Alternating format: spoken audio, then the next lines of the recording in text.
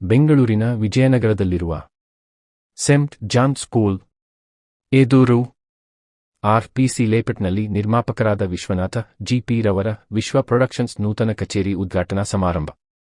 ದಿವ್ಯ ಸಾನ್ನಿಧ್ಯ ವಿಶ್ವಧರ್ಮಪೀಠ ಚಿಕ್ಕಮಗಳೂರಿನ ಡಾ. ಶ್ರೀ ಜಯಬಸವನಂದ ಸ್ವಾಮೀಜಿರವರು ಹಾಗೂ ಗೋವಿಂದರಾಜನಗರ ವಿಧಾನಸಭಾ ಕ್ಷೇತ್ರದ ಶಾಸಕರಾದ ಸನ್ಮಾನ್ಯ ಶ್ರೀ ಪ್ರಿಯಕೃಷ್ಣರವರು ಆಗಮಿಸಿ ನೂತನ ವಿಶ್ವ ಪ್ರೊಡಕ್ಷನ್ ಕಚೇರಿಯನ್ನು ಉದ್ಘಾಟಿಸಿದರು. ಮಾಧ್ಯಮಗಳ ಜೊತೆ ಮಾತನಾಡಿದರು.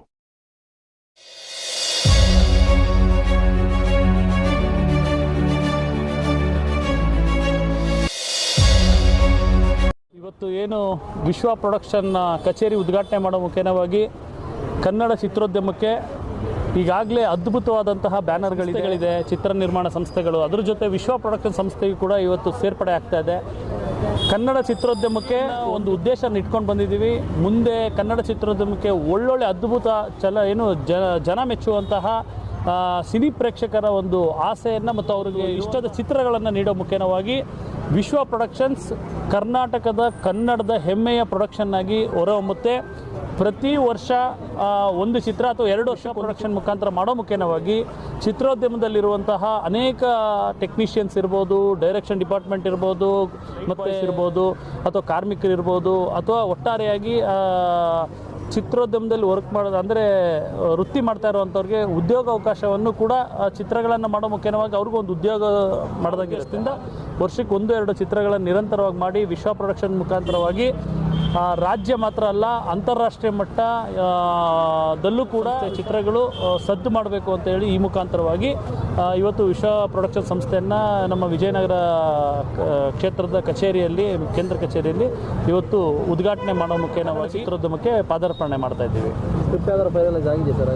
ಸರ್, ಈಗಾಗಲೇ ರಾವೆನ್ ಅನ್ನೋ ಚಿತ್ರವನ್ನು ಈಗಾಗಲೇ ನಿರ್ಮಾಣ ಮಾಡಿ ಈಗ ಪೂರ್ಣ ಪೋಸ್ಟ್ ಪ್ರೊಡಕ್ಷನಲ್ಲಿದೆ. ಇನ್ನು ನನ್ನ ಪ್ರಕಾರ ಸೆಪ್ಟೆಂಬರ್ 11 ಅಂದರೆ ಅವತ್ತು ಸೆಪ್ಟೆಂಬರ್ 2 ವರ್ಷದ ಹಿಂದೆ ವಿಶ್ವ ಪ್ರೊಡಕ್ಷನ್ ಸಂಸ್ಥೆ ಅವತ್ತು ಬರ್ತ್ಡೇ ದಿವಸ ನಾವು ಮುಹೂರ್ತ ಮಾಡಿದ್ವಿ. ಪೂರ್ಣ ಮಾಡಿ ಇದೇ ಸೆಪ್ಟೆಂಬರ್ 11ನೇ ತಾರೀಕು 2026ನೇ ತಾರೀಕು ರಾಜ್ಯಾದ್ಯಂತ ಎಲ್ಲ ವಿಶ್ವಾದ್ಯಂತ ರಾವೆನ್ ಚಿತ್ರವನ್ನು ಬಿಡುಗಡೆಯನ್ನು ಈಗಾಗಲೇ ಚಿತ್ರೀಕರಣ ಮುಕ್ತಾಯಗೊಂಡು ಪ್ರೊಡಕ್ಷನ್ನು, ಪ್ರೀ ಪ್ರೊಡಕ್ಷನ್, ಪೋಸ್ಟ್ ಪ್ರೊಡಕ್ಷನ್ ಎಲ್ಲ ಮುಗಿದು ಈಗ ಬಿಡುಗಡೆಗೆ ತಯಾರಾಗಿದೆ. ಈಗ ಸೆನ್ಸಾರ್ ಒಂದು ಬಾಕಿ, ಹಾಗಾಗಿ ರಾವೆನ್ ಚಿತ್ರ ರೆಡಿ ಇದೆ ಶೀಘ್ರದಲ್ಲೇ ಬಿಡುಗಡೆಗೆ.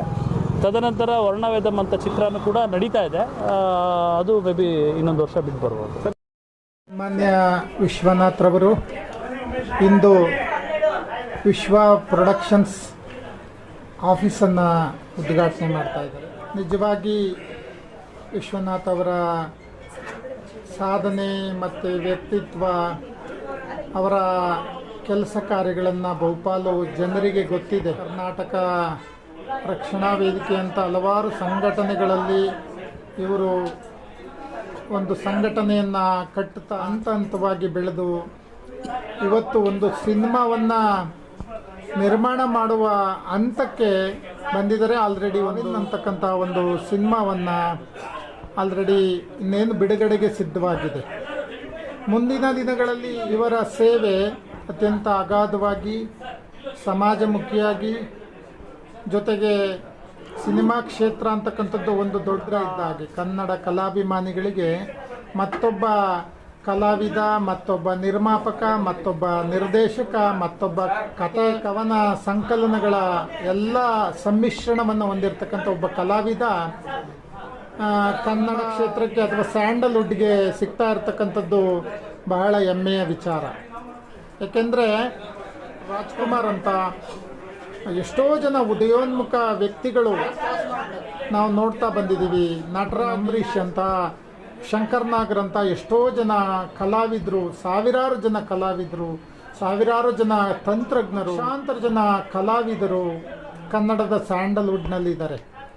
ಅವರ ನಡುವೆ ವಿಶ್ವನಾಥ್ರವರು ಧ್ರುವತಾರಿಯಾಗಿ ಮಿಂಚಲಿ ಅಂತ ನಮ್ಮ ಅಭಿಪ್ರಾಯ ಆಗಿದೆ. ಈ ಸಂದರ್ಭದಲ್ಲಿ ಅವರು ಏನು ಪ್ರೊಡಕ್ಷನ್ ಹೌಸ್ ಪ್ರಾರಂಭ ಮಾಡಿದ್ದಾರೆ, ಈ ಪ್ರೊಡಕ್ಷನ್ನಲ್ಲಿ ಸಿನಿಮಾಗಳು ಬರಲಿ, ಇವರಿಗೆ ಒಳ್ಳೆಯ ಯಶಸ್ಸು ಸಿಗಲಿ, ಕೀರ್ತಿ ಸಿಗಲಿ. ದೈವ ಭಕ್ತರಿದ್ದಾರೆ. ಬಸವೇಶ್ವರ ಶಿಕ್ಷಣ ಸಂಸ್ಥೆಯ ಅದರ ಒಬ್ಬರು ಡೈರೆಕ್ಟರ್ ಇದ್ದಾರೆ.